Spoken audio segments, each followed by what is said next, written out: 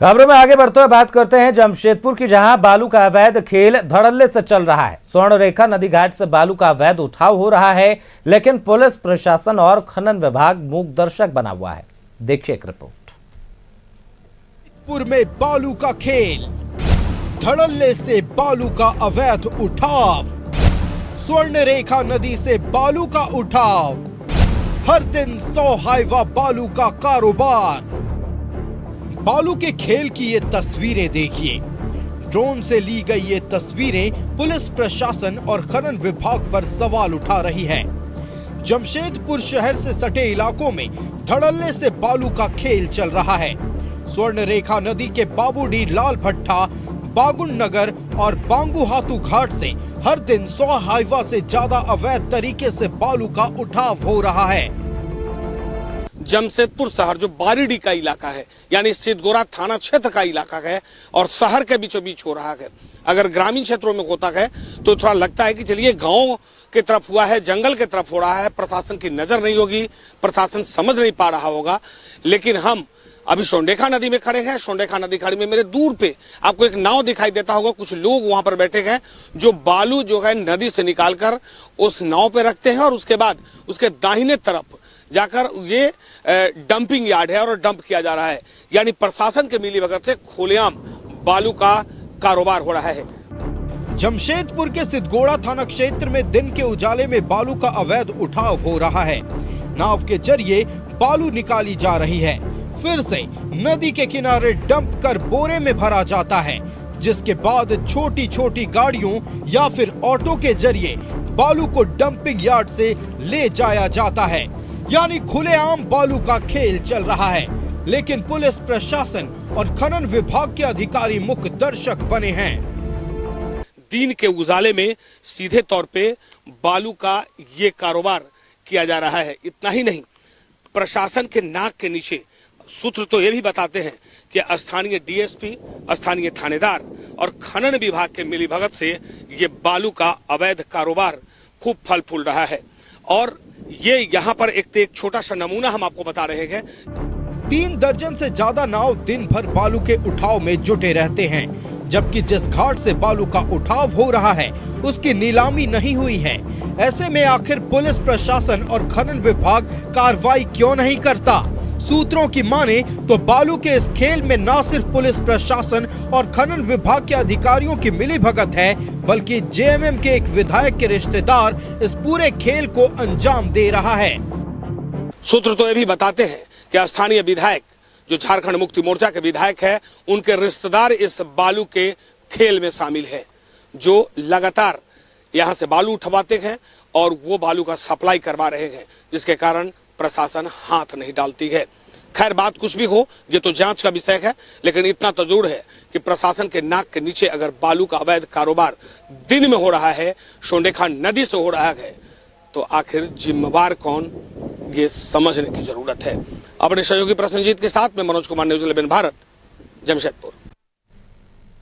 तो ये पूरी रिपोर्ट हमने आपको दिखाई कि किस तरीके से अवैध बालू का काला धंधा फल फूल रहा है। तमाम जानकारी के साथ हमारे सहयोगी मनोज हमारे साथ जमशेदपुर से लाइव जुड़ चुके हैं। रुख करता है उनका।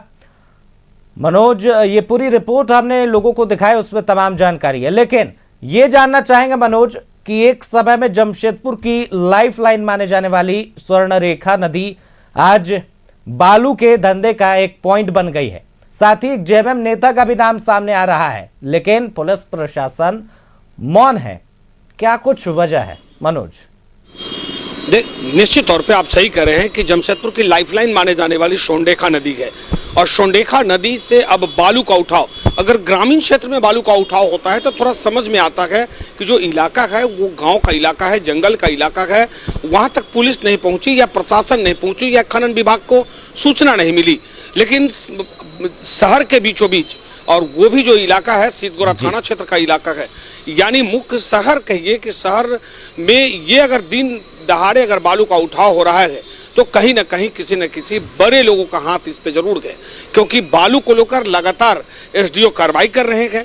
कभी देखा जाता है कि कभी बहरागोड़ा में कार्रवाई होता है, कभी घाटशिला में कार्रवाई होता है, लेकिन जमशेदपुर में जब दिन दहाड़े बालू उठ रहा है, वो भी एक दिन में अगर देखेंगे तो तीनों घाट से कम 100 हाईवा बालू प्रतिदिन निकलता है और खुलेआम चल रहा है।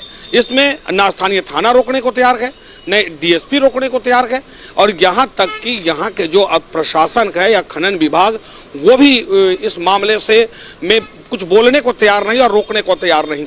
सूत्र तो ये भी बताते हैं कि स्थानीय विधायक झारखंड मुक्ति मोर्चा के उनका जो भांजा है वो इस खेल का मास्टरमाइंड है और वो अपने नाम से पूरे इलाके में ये बालू का कारोबार करवा रहा है, जिसके कारण न तो स्थानीय प्रशासन हाथ डाल पाती है और न ही यहाँ से खनन विभाग कुछ कर पाता है। कारण कि ये नीचे से लेकर ऊपर तक ये पूरा एक रैकेट चल रहा है बालू का, क्योंकि बालू अब सोना से भी ज्यादा महंगा हो चुका है। तो ऐसे में अगर सोना पर अगर किसी की निगाहें हैं तो वही लोग का निगाह हो सकता है जिसके पास अपना पूरा वजूद हो, ताकत हो, जो नीचे से लेकर ऊपर तक राजधानी रांची तक अपनी पैठ रखता हो, वो व्यक्ति ही ये बालू जो सोना की कीमत में चल रहा है उस पर अपना कब्जा कर सकता है।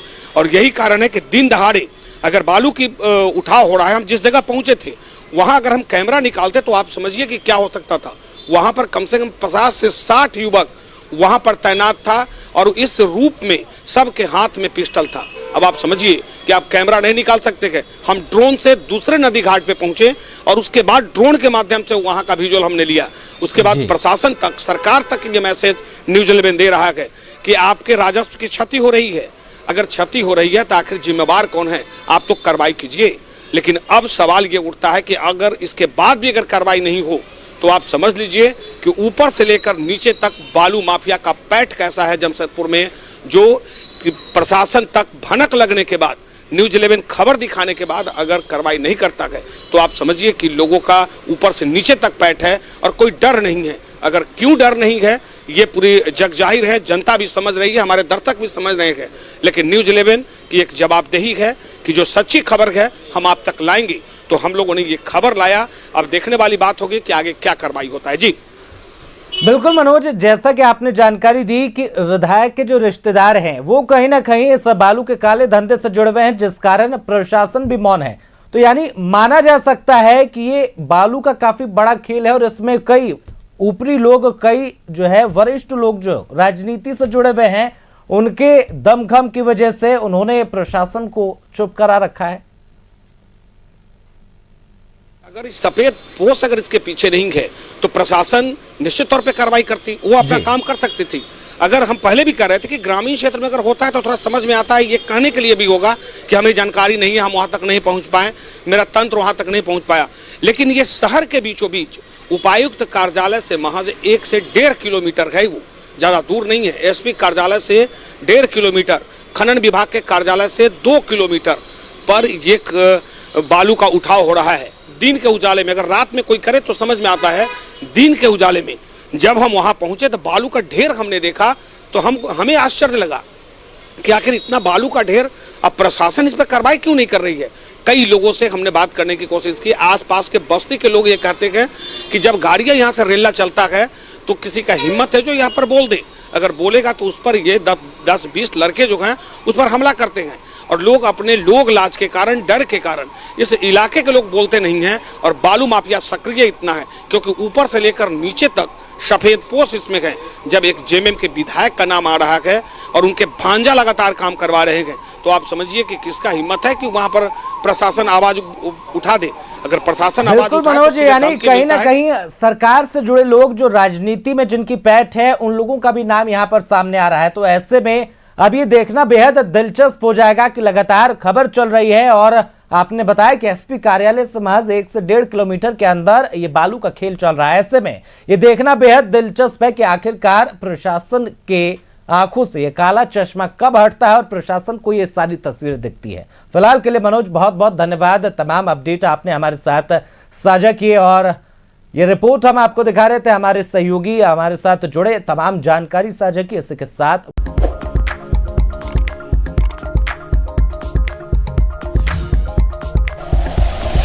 Like and share videos, subscribe करें हमारा चैनल और प्रेस करें बेल आइकॉन। न्यूज़ 11 भारत, सच है तो दिखेगा।